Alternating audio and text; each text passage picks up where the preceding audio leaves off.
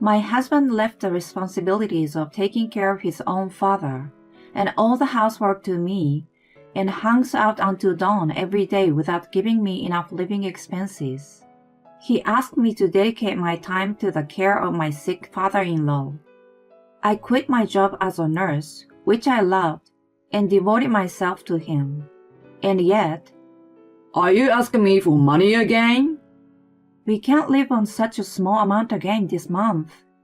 It's your job to make ends meet within the budget. But there's a limit, you know. This is impossible. You're all talk and do nothing. Who actually brings money here? My husband, who had shoved me away, looked down at me and smirked.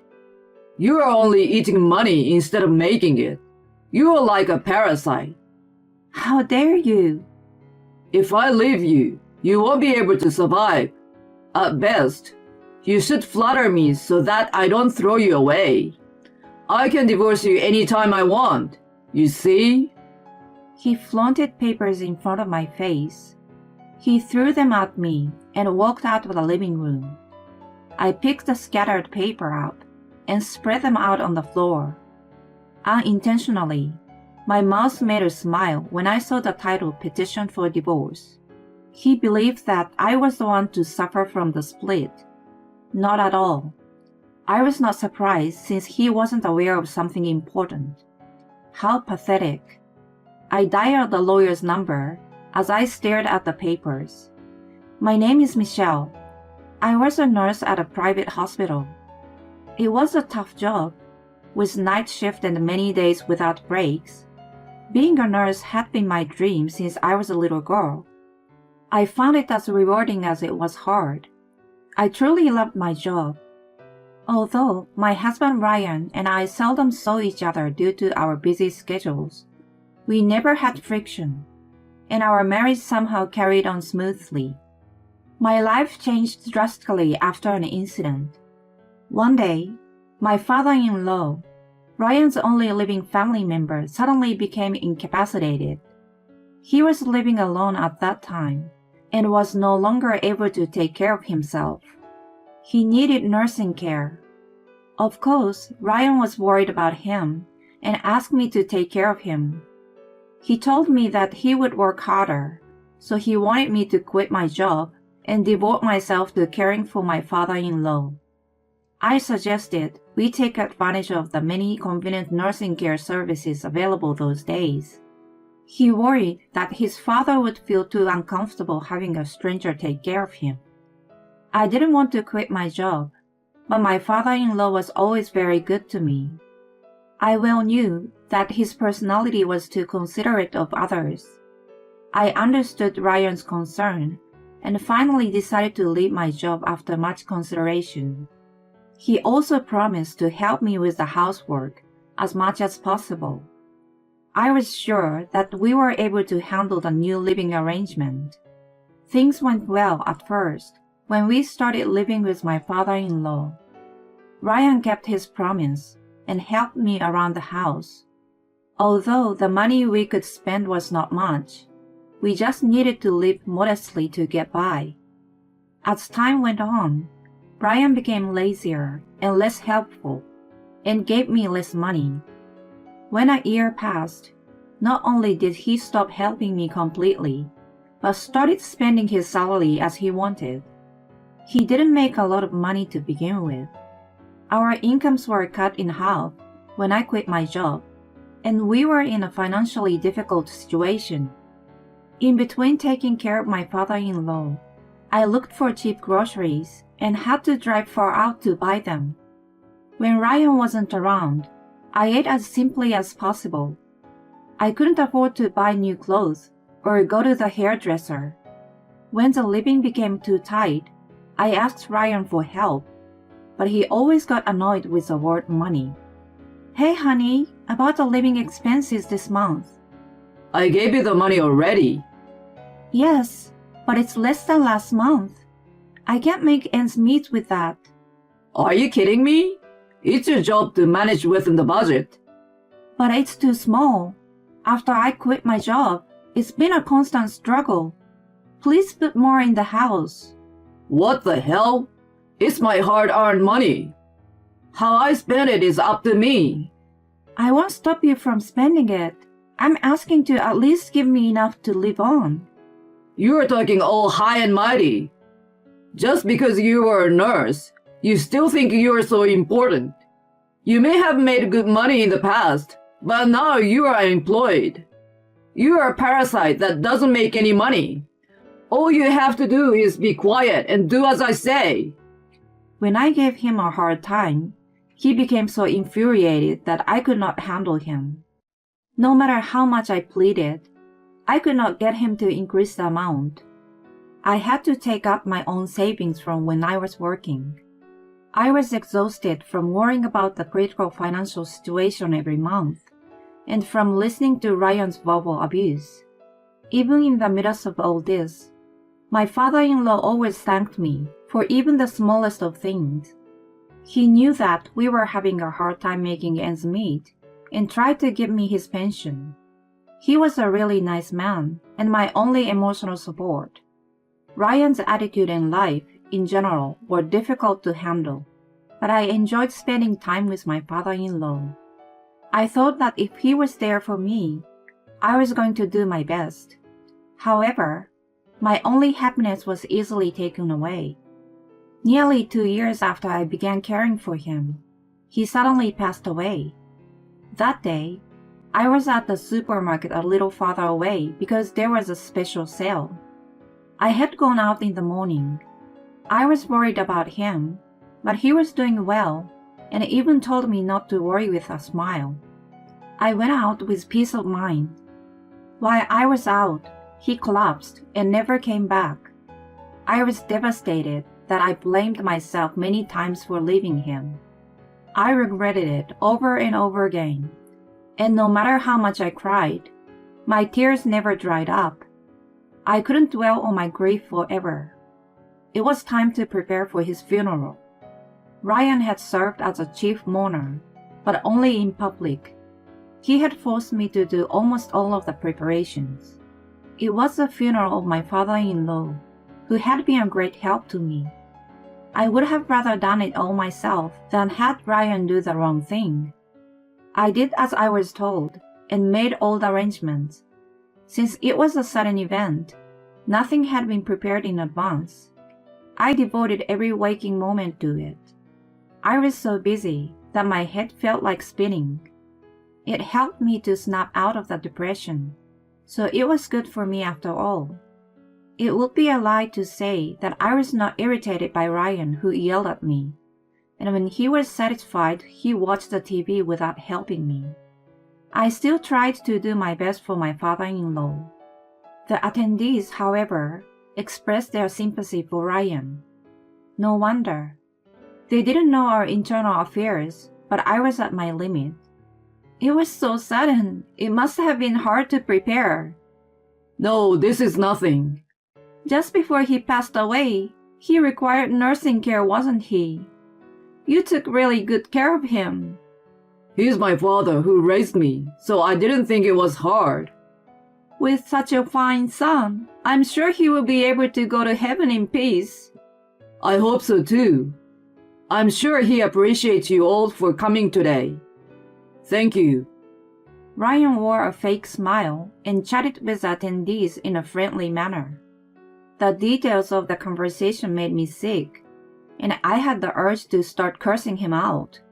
He did absolutely nothing to prepare for the funeral or to take care of his father. There were days when he didn't even try to check on him. I couldn't forget how sad his father looked when he kept coming home late at night and didn't exchange a single word with him for days. And yet, the moment he was gone, Ryan acted like a good son. I couldn't help but feel disgusted. Once I got the feeling of dislike for him, it was very difficult to erase it. Even after the funeral, I couldn't get rid of the distaste. Since my father-in-law was gone, there was no need to continue living with him.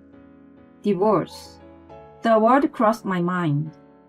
I pondered if it was the right thing to do. I was still in doubt. but my revulsion for him was growing day by day, and it never disappeared. I was still procrastinating on what to do. I couldn't make up my mind, even though I was feeling the limits of my married life. It was just out of habit that kept me going through each day as before. Then something happened by chance. When I went to the local supermarket in the evening, the seasoning I wanted was out of stock. I decided to go to another one a little farther away. I bought what I wanted, and when I came out of the shop, I saw Ryan, who was supposed to be at work. I thought about calling out to him, but he was acting strangely. I decided to watch him from afar. He looked around and then disappeared into a building. There was a large sign above the door that he walked into. The name of a consumer finance company I had heard of was written on it. As soon as I saw it, my entire body went cold. It felt like I was placed in a freezer all of a sudden. I thought it was what it meant to have one's blood drained from the body. On the contrary, my mind was strangely calm and clear. Not only did he not pay me enough living expenses, but he also borrowed money without telling me. I wondered how long and how much he had been in debt. I decided to get a divorce at that moment. I couldn't live with such a man any longer. I felt my feelings for him rapidly cooling down. My feelings, which had been almost nothing, melted away like snow. That day, I waited in the living room until he came home. It was dawn when he finally showed up. "Morning, hon. You're back late." Yikes! What are you doing so early? "What's wrong if I was awake?" Nothing. What's going on? I want to go to sleep. "Of course you do. You have been hanging out until now." If you are being sarcastic, save it for another time. I'm tired from working unlike you. "Oh, right. I'm sorry. I have something important to tell you. What? Let's get a divorce." Huh? What are you saying all of a sudden? "I have been thinking about it." What the hell? You are living off me. How are you going to survive after the divorce? I mean, you don't give me enough money to live on, so a divorce won't make a difference. Right. You're an angel in white. You are a nurse. You can live without me. Is that it? If you insist so much, I will divorce you. Let's go and see a lawyer later this morning. He locked himself in the bedroom after that. He took a day off and took me to see a lawyer as he said. He signed the divorce petition and slammed it down on the desk in front of me. Thus, we were more easily separated than I had expected. Ryan kept mumbling that it was too late to regret it, but I ignored him. I decided to return to my parents for the time being. When I explained the situation to them, they offered to help me, so I took their word for it. I immediately started packing up my belongings in the house.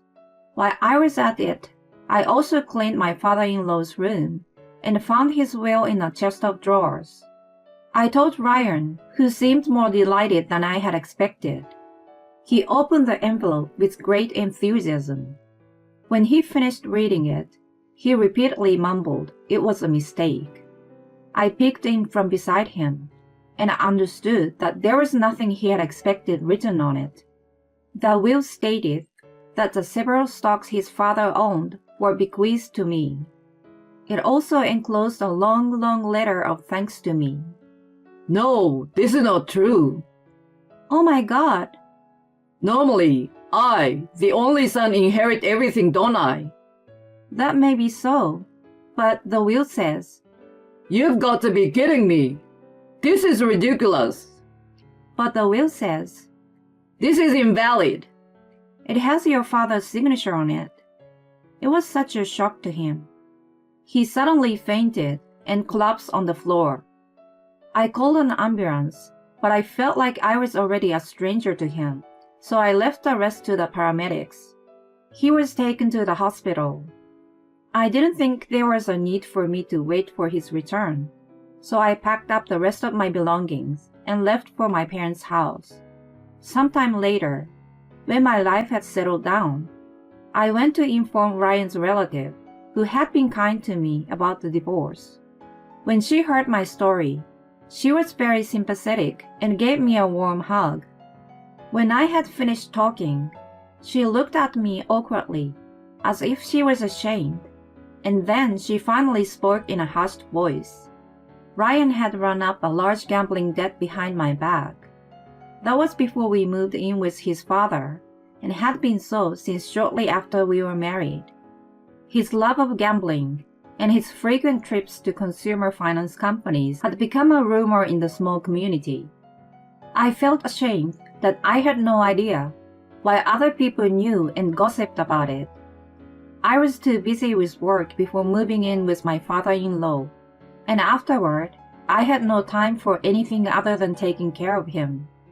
Moreover, Ryan had been telling people that he could pay off his debts with his father's inheritance right away.